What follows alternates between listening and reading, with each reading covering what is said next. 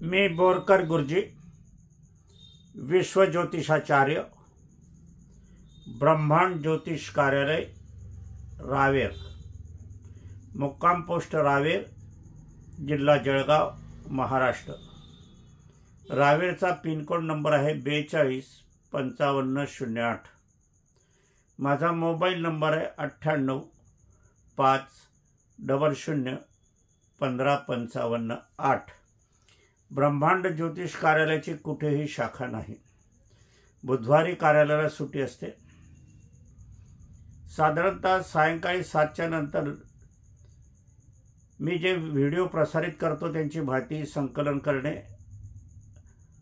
Develop करणे या पावतात जवळजवळ 3 तास जातात। म्हणून 7 ते 10 कोणीही मोबाईल करू नये। मोबाईल करायचा असला तर सकाळी 9 ते 2 च्या दरम्यान आपण करू शकतात। काही अर्जंट असलं तर आपण संध्याकाळी 6 पावतर करू शकतात। माझा मोबाईल नंबर पुनश्च लक्षात घ्या, 9850015558। माझ्याकडनं यंत्रसिद्धी प्राप्त करण्यासाठी 5 इंच रुंद आणि 11 इंच लांब असं पाकिट घ्यायचं। त्याच्यावर आपला पत्ता लिहायचा। 20 रुपयाची साधी पोस्टाची तिकीटं टाकायची। ते पाकिट दुसऱ्या पाकिटात टाकायचं। त्याच्यावर माझा पत्ता मी सांगितलेला तो लिहायचा आणि ते स्पीड पोस्टाने माझ्याकडे पाठवायचं। आम्ही हे विनामूल्य देतो, दक्षिणा घेत नाही। परंतु बहुतांशी असा अनुभव आता यायला लागला आहे की त्यांचा लाभ झालेला आहे, ते लाभान्वित झालेले आहे, मनातील इच्छा पूर्ण झालेली आहे, संकट निवारण झालेली आहे। म्हणून काहींनी मला काही त्यांच्या प्रित्यर्थ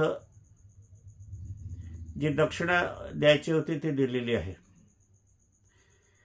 काही जण यंत्र मागणीच्या सोबतच दक्षिणा देतात, परंतु ही दक्षिणा किंवा पैसे आम्ही स्वीकारत नाही, हे दान धर्म खाते टाकून देतो।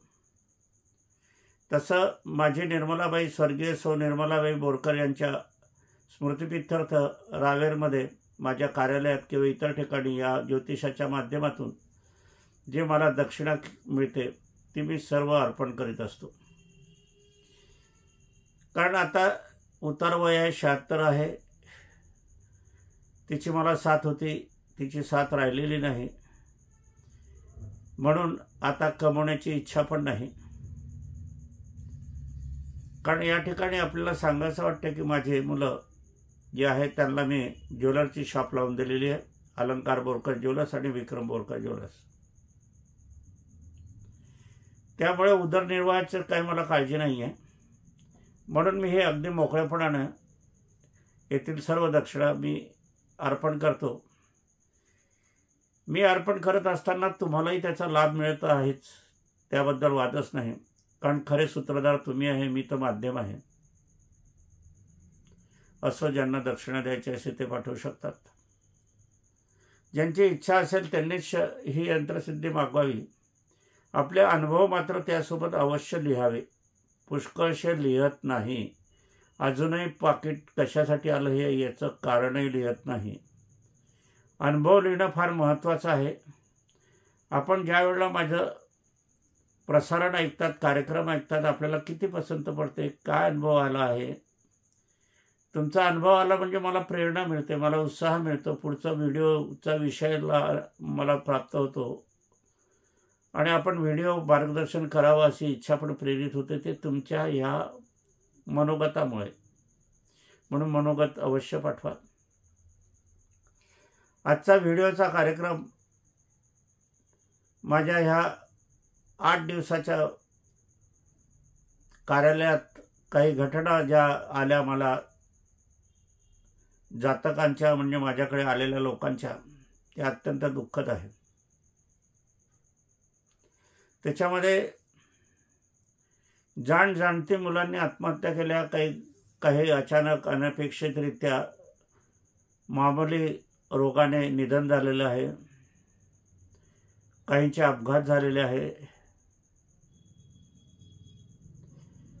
असे आई वडील माझ्याकडे आले असताना त्यांना महत्त्व पटलं ज्योतिषशास्त्राचं.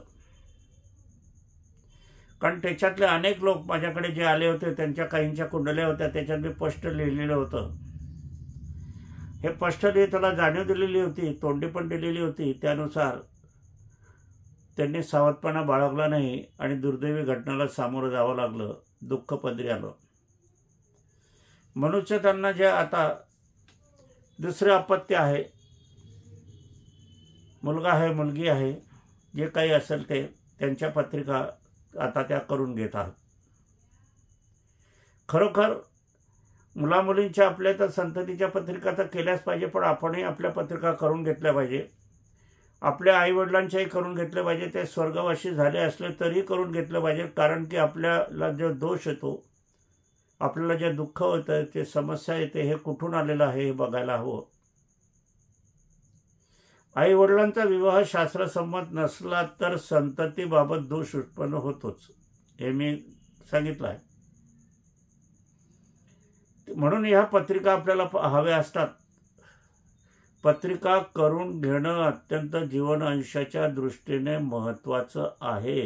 याचं महत्त्व प्रत्येकाने जाणून घ्यायला पाहिजे.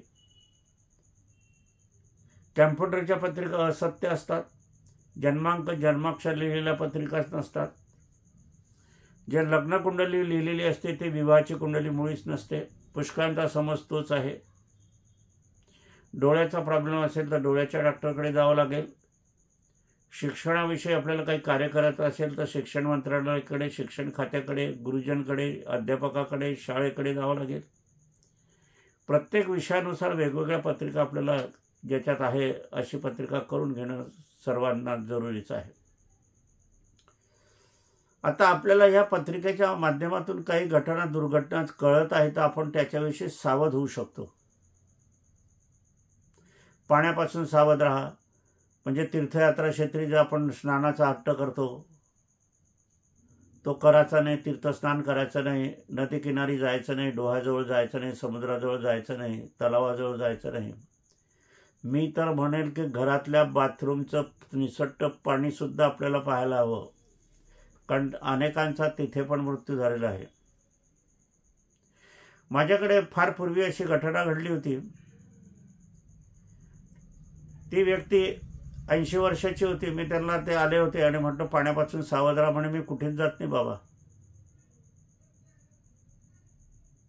मी पाण्याचा माझा काही संबंध येत नाही. मी नदीकिनारी जात नाही, कुठे नाही. धुणं धुत नाही, काही नाही. सगळं माझं पलंगावर होते. म्हटलं चांगली गोष्ट आहे, पण तरी पण मी सांगतो की पाण्यापासून सावध राहा. एखाद्या वेळेस पाणी घोट घेता घेताही श्वास नलिकेत गेलं तर मृत्यू होईल, ठसका लागेल, प्राण जाईल किंवा काय होईल सांगता येत नाही. आता त्या गृहस्थांचं असं झालं, त्यांना बाथरूम लागली रात्री 1:30च्या सुमारास आणि त्या बाथरूममध्ये बाथरूम करायला गेले आणि तेवढ्यात लाईट गेले, अंधार झाला आणि बाथरूममध्ये पाय घसरून पडले. श्रीमंत व्यक्ती होती म्हणून श्रीमंताच्या घरी मोठे मोठे नळ असतात. ते नळ मस्तकाला लागलं, तिथेच गतप्राण झाले. शेवटी भाष्य खरं ठरलं. म्हणून मला काय होणार आहे, मी जात नाही, करत नाही, होत नाही असं कधी करू नका. काही वेळेला औषधं आपण घेतो जीवन रक्षणासाठी, पण ते औषध जर तुमचा श्वास नलिकेत गेलं तर ते मारक ठरते आणि अशा घटना घडलेल्या आहेत. म्हणून मला असं सांगायचं या ठिकाणी की आपलं आरोग्याचं काय स्थिती राहणार आहे. अंतिम शेवटचा काळ आपल्याला कसा जाणार आहे हे पण पाहून घ्यायला हवं. आणि हे सगळं तुम्हाला MRI मशीनमध्ये, सोनोग्राफीमध्ये किंवा विज्ञान तुम्हाला सांगू शकणार नाही कुठलंही. फक्त सांगेल जाणकार ज्योतिषी, बाकी कोणी नाही. म्हणूनच ज्योतिषशास्त्र हे सत्यशास्त्र आहे. हजारो लाखो वर्षापूर्वीचं हे शास्त्र आहे. कोणी अंधश्रद्धा म्हणत असेल तर त्यांना म्हणू द्यावं.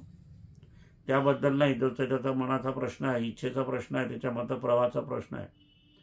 पण माझी परिपूर्ण श्रद्धा ज्योतिषशास्त्रावर आहे, म्हणून मी हा अभ्यास करतोय.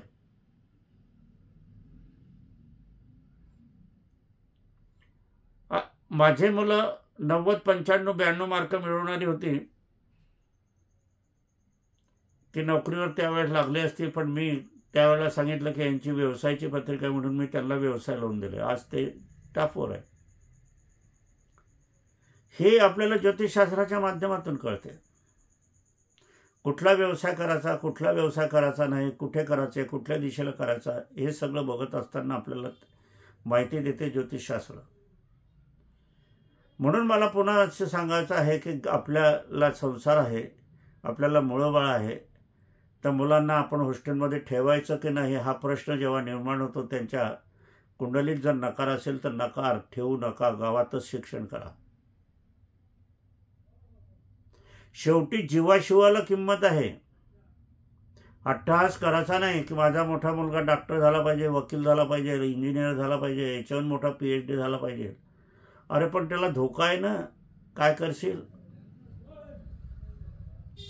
मग एकदा प्राण गेल्यावर काहीच नाही, शून्य. म्हणूनच ज्योतिषशास्त्र हे आपल्याला अत्यंत आवश्यक शास्त्र आहे आणि जन्मकुंडली ही तयार केलीच पाहिजे. माझ्या पत्नीचा मृत्यूयोग मी सांगितला होता, कशाने होईल हे मला माहीत होतं, परंतु ती व्यक्ती मेडिकलच्या सान्निध्यात कन्या राशीची निघाली. माझ्या याच्यात वृषभ राशी होती, मारक. मी ज्या वेळेला चौकशी केली त्यावेळेला ते टोपण नाव होतं त्याचं, आणि खरी राशी वृषभ होती. कोणाच्याही जीवाशिवाशी खेळणं, कोणाच्याही वाईट प्रकरणाची खेळणं तर कर्मभोग ज्याची त्याला शिक्षा देतेच. परंतु आपण नेहमीच सावध राहायला पाहिजे, हेही तितकंच खरं. टोक नजरवादा असते किंवा काही कोणी वाईट नजरेनं पाहते, खालच्या नजरेनं पाहते, तिरप्या नजरेनं पाहते, पाहण्याचे प्रकार असतात. काहींचं अन्न पण, घरातलं अन्न पण दूषित असते. जशी व्यक्ती असते तसं त्यांच्या हातचं अन्न दूषित असते. जशी व्यक्ती असते त्याचं नजर त्याचप्रमाणे दूषित असते. म्हणून आपल्याला एक सांगितलेलं आहे की संपत्ती झाकून ठेवावी, अन्न झाकून ठेवावं. स्त्री पण झाकून ठेवावी असं एक वाक्य आहे, आमचे वडील सांगत होते. आता झाकून ठेवण्याचा अर्थ की तिला संरक्षण द्या. झाकून ठेवा म्हणजे बुरखा घाला असा अर्थ करून घेऊ नका. तिचं संरक्षण द्या. मुलगी असते तर शाळेत जाताना येताना तिच्यावर लक्ष ठेवा, आपण जाऊन पोचून द्या. चांगले शाळा कॉलेज बघा. हॉस्टेलमध्ये ठेवण्याचा प्रसंग आला तर तो तिथे जबाबदारी आहे की नाही हे बघा. आपण आपल्यासाठी संरक्षण करणार आहोत. दुर्धर प्रसंग घडू नये, वाईट प्रसंग घडू नये, हाच सांगण्याचा हेतू आहे. मुख्यतः प्राण आहे तर सगळं आहे, सिर सलामत तो पगडी पचास असं म्हणतो. म्हणून आता बहुतांशी घरामध्ये आपण पाहिलं तर 1 अपत्य असते, 2 अपत्य असते, तिसरं तर फार लांबवरची गोष्ट झाली आता. म्हणून संततीकडे लक्ष देणं अत्यंत, त्याच्यासाठी संततीच्या कुंडल्या काढून घेणं प्रत्येकाला आवश्यक आहे. आई वडिलांनी पण स्वतःच्या कुंडल्या काढून घ्याव्या, याच्यासाठी मी आज सांगण्याचा प्रयत्न करीत आहे. कारण या 5-7 दिवसांमध्ये माझ्या अशा घटना झाल्या, दृष्टीस आल्या. आई वडील अक्षरशः डाय मोकळून रडत होते. काय करतील, विचारमग्न झाले होते. त्याच्यातलं ते तरुण मंडळी होती, त्यांना मी सांगितलं की आता जे झालं ते विसरा. आता एखादा मुलगा आहे त्याची कुंडली करा आणि आता पुन्हा तुम्ही नवीन अपत्य करण्याची तयारी करा. अपत्य कोणत्या वेळेला काय करायचं हे मार्गदर्शन घ्या. सुयोग अपत्य निर्मिती, बुद्धिवान अपत्य निर्मिती, सुंदर अपत्य निर्मिती, आई वडिलांना सेवा करणारी अपत्य निर्मिती, सात्विक विचाराची अपत्य निर्मिती, बुद्धिवान अपत्य निर्मिती, सुंदर दिसारा अपत्य निर्मिती, हे जर आपण पाहायला गेले तर आपल्याला ज्योतिषशास्त्र निश्चितच मार्गदर्शन करत असते. काही वेळेला काय आहे ते कारण येताना योगायोगाने म्हणा ना, वडील सुंदर नसता आई सुंदर असते, आई सुंदर असते, किंवा आई सुंदर नसते वडील सुंदर असतात, किंवा दोघंही सामान्य रूपाचे असतात. सावळेपणा असतो, काळेपणा असतो. तो मोलामध्ये उतरू नये हे पण तितकंच खरं असते. करून पाहायचं आपल्याला होते की नाही हे नंतर बघायचं. पण ज्योतिषशास्त्राचं मार्गदर्शन हे कुंडलीद्वारे केलंच पाहिजे. असं हाच माझा सांगण्याचा आजचा प्रयत्न आहे. माझी पत्नी स्वर्गीय सौ निर्मलाबाई बोरकर यांना अभिवादन करूया आणि कार्याला समापन करूया.